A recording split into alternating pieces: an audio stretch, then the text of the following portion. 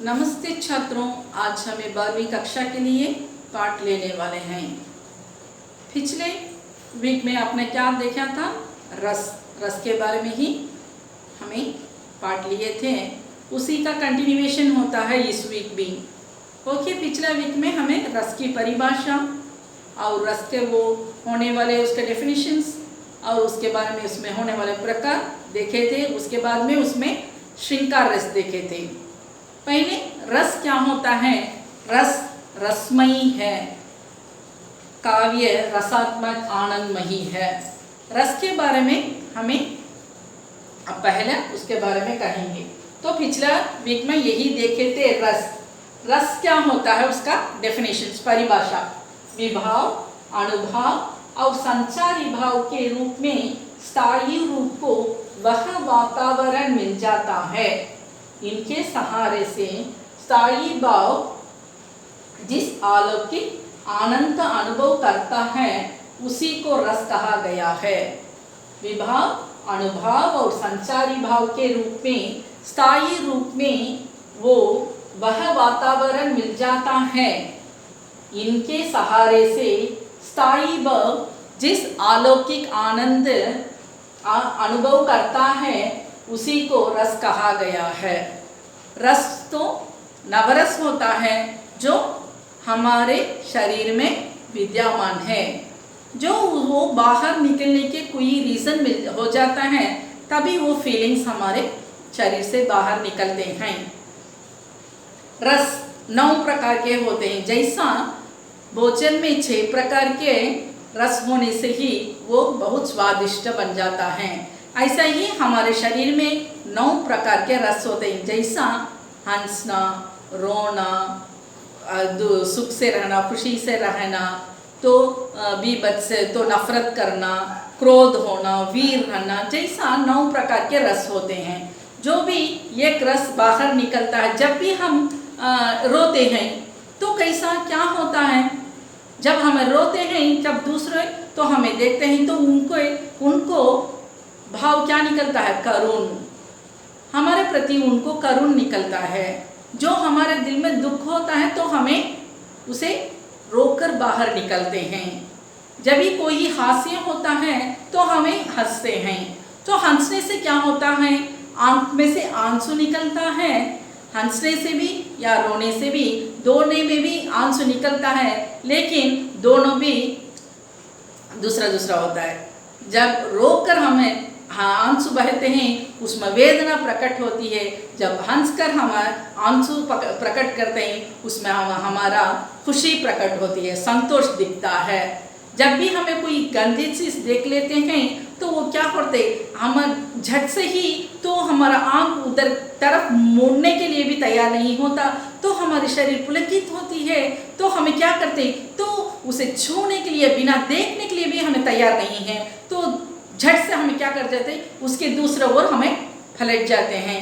तब क्या होता है, एक्चुअल फीलिंग्स जो है तो हमें वो बात सुनते ही तो होता है शरीर में और चेंजेस होता है, और वो इंड्यूस करता है ना, वही उद्दीपन, वो क्या होता है, आने के लिए रीज़न होता है वो विभाव, और वो इंड्यूस, वो बढ़ने के लिए जो इंड्यूस होता है वही उद्दीपन। तो हमें क्या कर लेते हैं, जब उसका रिजल्ट क्या होता है, तो उधर के तरफ हमें जाने के लिए भी मना नहीं है, वो देखने के लिए भी हमें क्या करते हैं, तैयार नहीं है। तब वो ही होता है हमारा रिजल्ट, और वही संचारी भाव होता है। तो संचारी भाव तो उसका एंड, जो हमारे आंग में सब कुछ चेंजेस होकर अंत रिजल्ट क्या होता है, वही संचारी भाव होता है। उसे ही व्यभिचारी भी कहते हैं। समझ में आता है ना? वो वही। जब विभाव क्या होता है, तो स्थायी भाव का मतलब स्थायी, हमारे शरीर में होने वाले 9 प्रकार के रस, फीलिंग्स।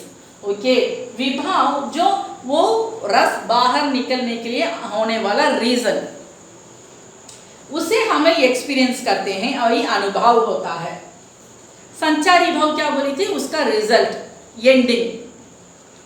जब यहाँ पर और उद्दीपन होता है, उद्दीपन को तो मैं बोली थी, तो हम दूसरों को पात्रों में हमें रखकर देखने का। उसके तो क्या दुष्यंत ने शकुंतला को किसके पात्रों को रखकर देखने सोचे थे उन्होंने?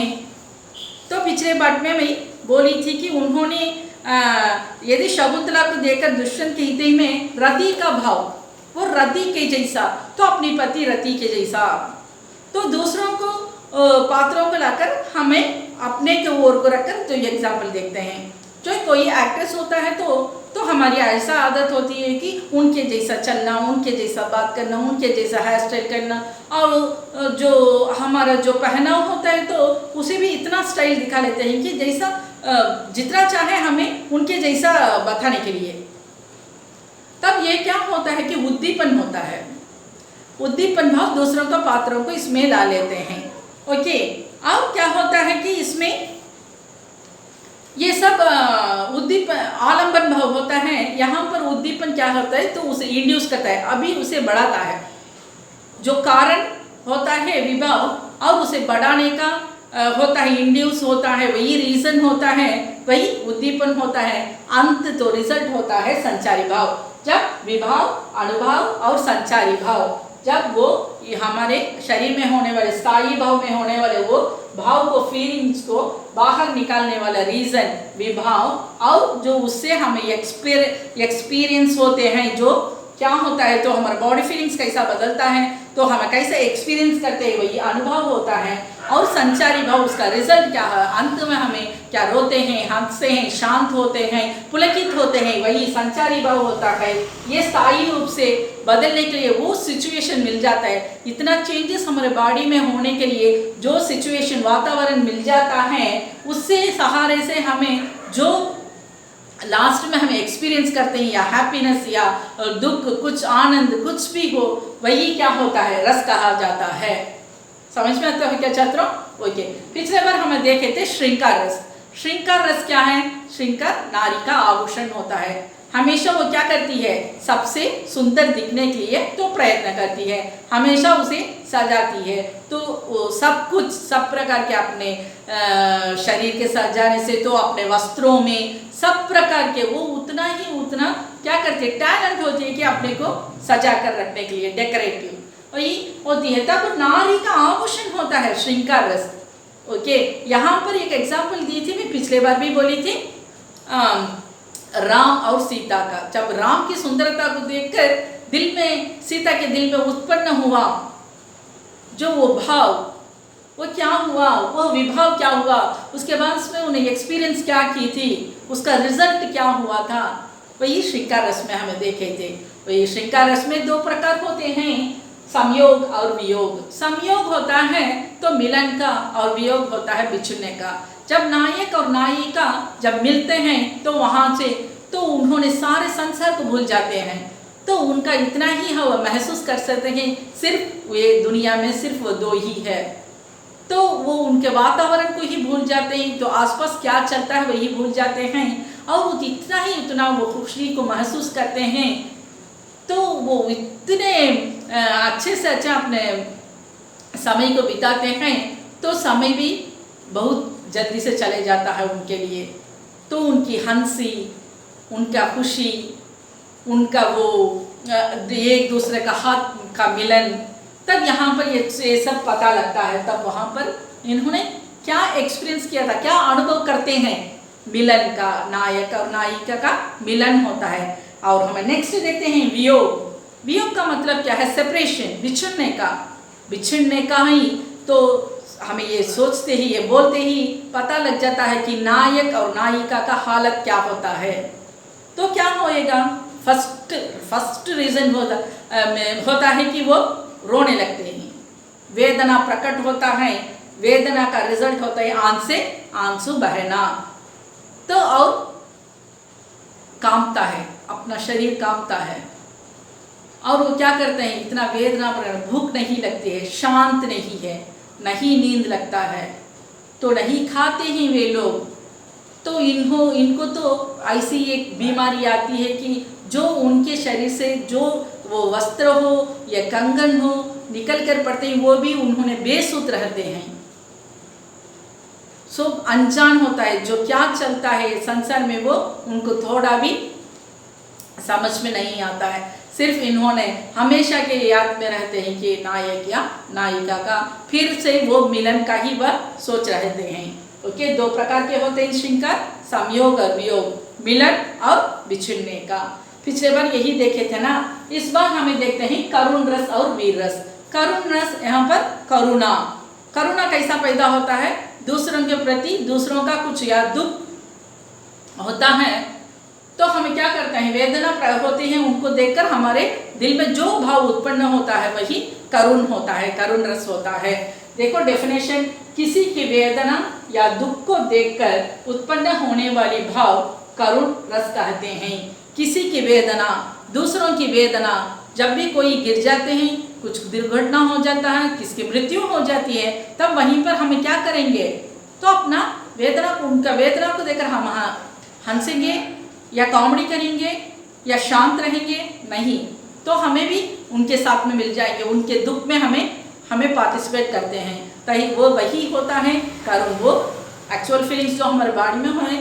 तो ये रीज़न होता है विवाह, जो वो सिचुएशन देख लेते हैं और हमारे दिल से जो हमारे शरीर में उत्पन्न होता है उसी भाव को ही हमें करुण कहते हैं। इसमें और एक भी कहते हैं, जो प्रिय वस्तु, प्रिय व्यक्ति, नॉर्मल से ही हमें बहुत क्या करेंगे, दूसरों को देखकर, दूसरों का दुख को देखकर हमें भी वेदना प्रकट करते हैं और बहुत प्रिय होने से तब हमारा भाव और ज़्यादा हो जाता है, हमारा करुण भाव ज़्यादा हो जाता है। जैसा प्रिय व्यक्ति या वस्तु को स्थायी वियोग की दशा में, स्थायी वियोग के, उनके वियोग मतलब यहाँ पर हमें देखे थे बिछुड़ना ही नहीं है, वो जो दुर्घटना होता है, अलग हो जाते हैं और तड़पते हैं, वही की दशा में देखकर करुण रस देखा जाता है, वही वहाँ पर वह उत्पन्न होती है।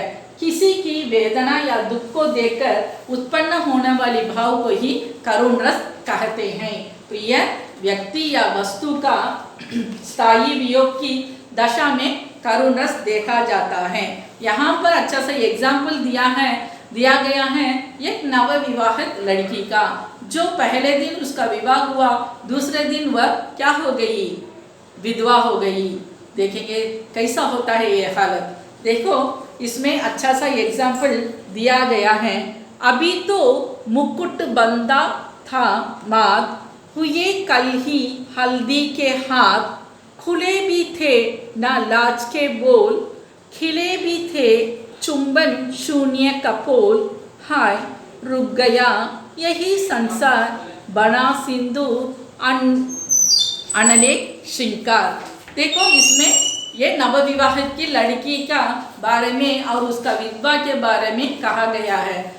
पहले दिन ही उसे हल्दी से सब कुछ छुआ था, लेकिन दूसरे दिन क्या हो गया, वह विधवा हो गई। वह विधवा होने से क्या है, तो उसका जो पहले दिन लगाया गया वो तिलक मांग में, तो आज क्या कर दिए, वो पोंछा गया है, कंगन निकला गया है। उसकी विधवा जैसा वेशभूष ये देखते से ही तो हमारे दिल से क्या वर्ड हमें प्रकट करते हैं करुणा के लिए, हाय हमें यही प्रकट करते हैं। इस पर आलंबन क्या होता है, आलंबन तो उसका विधवा की दशा, तब क्या होता है, तब विवाह क्या होता है, तो वो रीजन होता है उद्दीपन मांग, उसकी सिंदूर पोंछना, वो देखकर हमारे दिल से जो करुणा उमड़ कर आती है वही करुण भाव होता है। समझ में आता है क्या ये? ओके, नेक्स्ट वन हमें देखेंगे वीर रस। वीर रस का मतलब, वीर का मतलब होता है ब्रेव, आपको यही पता ही होगा। वीर रस कहाँ उत्पन्न होता है, उत्साह का भाव रूप वीर रस है, उत्साह का भाव रूप वीर रस है। उत्साह कैसा होता है, एक्साइटमेंट हमारा विक्ट्री पर, वही हमारा जीतने पर, या हम अच्छे से अंक पाने पर, जो हमें चाहे थे, या अच्छी से गाड़ी लेना हो तो वो लेने पर, तो कुछ अच्छा फर्स्ट प्राइज मिलने पर एक्साइटमेंट होता है, तब वहाँ पर वीर रस प्रकट होती है। वीर रस 4 प्रकार के होते हैं, उसमें 4 भेद होते हैं, युद्धवीर, दानवीर, धर्मवीर, दयावीर। युद्धवीर, दानवीर, धर्मवीर और दयावीर, 4 प्रकार के वीर होते हैं। सिर्फ युद्ध करने से ही युद्धवीर होता है, दान करने से दानवीर होते हैं, धर्म में धर्मवीर होता है और दया का दयावीर होता है। तब उत्साह का भावुक रूप वीर रस होता है। इसे भी एक अच्छा सा एग्जाम्पल दिया गया और यहाँ पर तो एग्जाम्पल दिया गया है कि युद्धवीर में देखो, सुनहु बाणुकुल पंकज बानु कहाँ सुबह न कछु अभिमान, जो रावूर अनुशासन पाऊं कंदुक इव ब्रहांडक उठाऊं, कांचे घट जिमी डारो फेरी सकौ मेरू मूलक इव तोरी। यहाँ पर ये अच्छा सा अच्छा एग्जाम्पल दिया गया है कि तो यहाँ पर आलंबन विभव राजा जनक शिवधनुष, अक्षय लक्ष्मण, उद्दीपन विभव राजा जनक की बातें, अनुभव लक्ष्मण की गोवक्तियाँ, संचारी भाव उग्रता आतुरता आदि। यहाँ लक्ष्मण के हृदय में उत्साह नामक स्थायी भाव की वीर रस में निष्पत्ति होती है। रामायण से अच्छा से अच्छे एग्जाम्पल दिया गया है।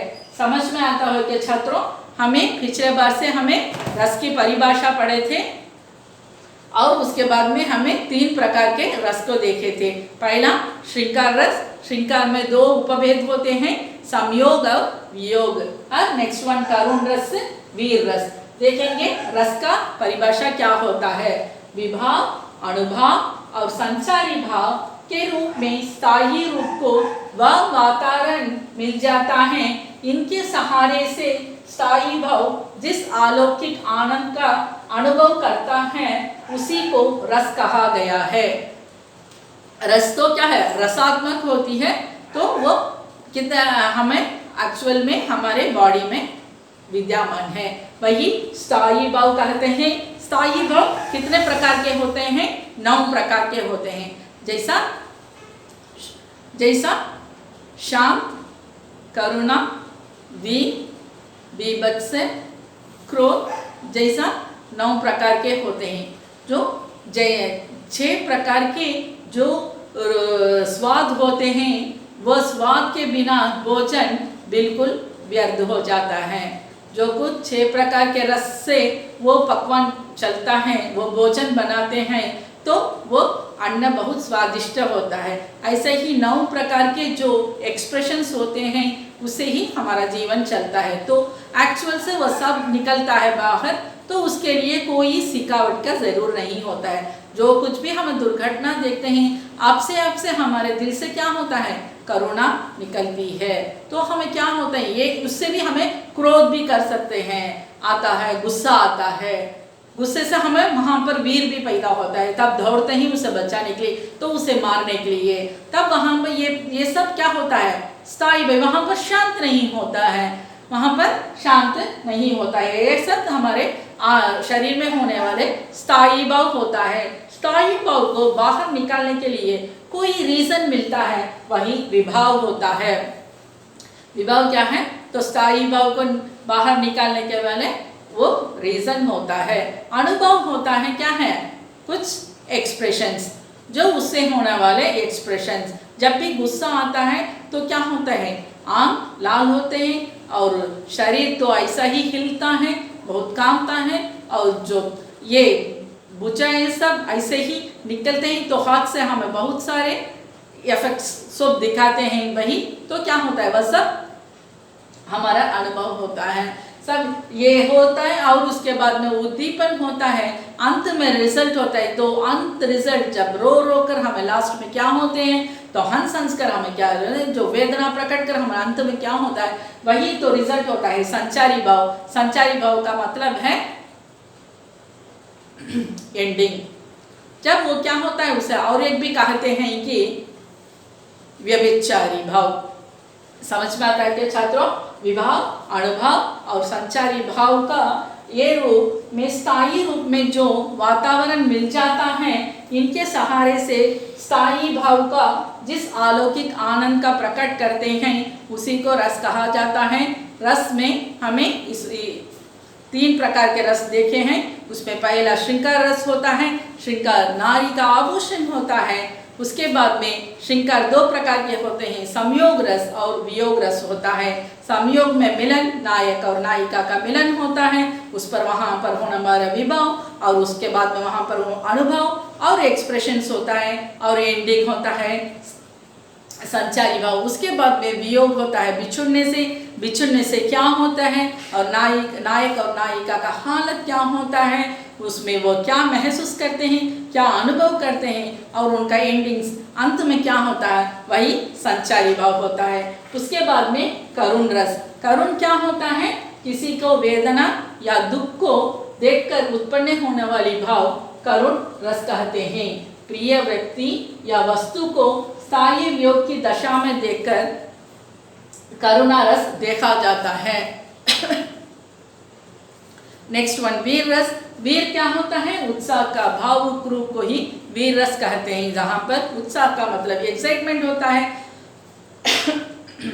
एक्साइटमेंट कहाँ पर होता है, जो हमारा विक्ट्री पर जो कुछ हमारे अच्छे अंक पाने में या फर्स्ट प्राइज लेने में, जो अच्छा ग्रेड पाने में, सब ऐसे में एक्साइटमेंट होता है। वहाँ पर जो हमें सोचते कि तो हमें वीर है। वीर तो 4 प्रकार के होते हैं, 4 भेद होते हैं, युद्धवीर, दानवीर, धर्मवीर और दयावीर। युद्धवीर युद्ध में होता है और दान करने में वीर होते हैं दानवीर, और धर्म करने वाले में धर्मवीर होता है। दयावीर को दया करने में वीर दिखाते हैं, वैसी को ही दयावीर कहते हैं। समझ में आता है क्या छात्रों, ये 4 प्रकार के वीर को अच्छे से पढ़ लेना। हमें जो असाइनमेंट दिए हैं उसे भी आपने अच्छे से करना। ओके, धन्यवाद।